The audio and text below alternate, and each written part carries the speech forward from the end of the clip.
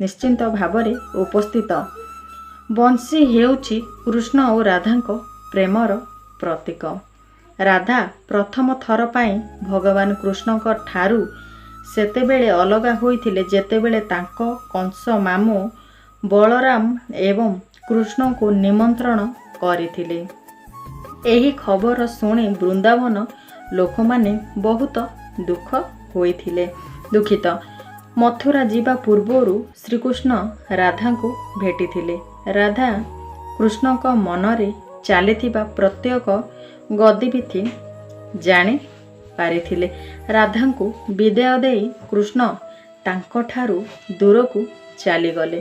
ରାଧାଙ୍କୁ ଶ୍ରୀକୃଷ୍ଣ ପ୍ରତିଶ୍ରୁତି ଦେଇଥିଲେ ଯେ ସେ ଶୀଘ୍ର ସେଠାରୁ ଫେରି ଆସିବେ, କିନ୍ତୁ କୃଷ୍ଣ ସେଠାରୁ ଆଉ ଫେରି ନଥିଲେ।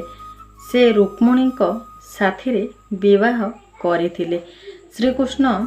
କୃଷ୍ଣଙ୍କୁ ପାଇବା ପାଇଁ ରୁକ୍ମିଣୀ ମଧ୍ୟ ବହୁତ ତପସ୍ୟା କରିଥିଲେ।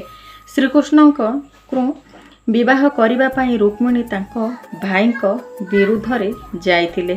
ରାଧାଙ୍କ ପରି ସେ ମଧ୍ୟ ଶ୍ରୀକୃଷ୍ଣଙ୍କୁ ଭଲ ପାଉଥିଲେ।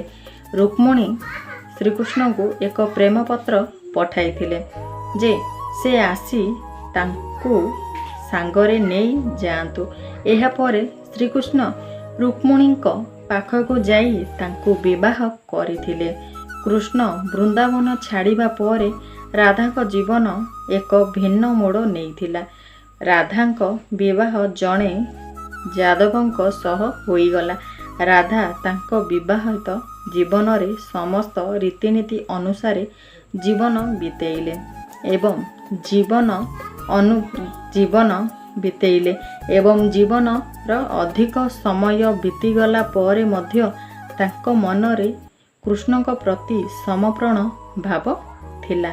ରାଧା ଜଣେ ପତ୍ନୀ ଭାବରେ ତାଙ୍କର ସମସ୍ତ କର୍ତ୍ତବ୍ୟ ପାଳନ କରିଥିଲେ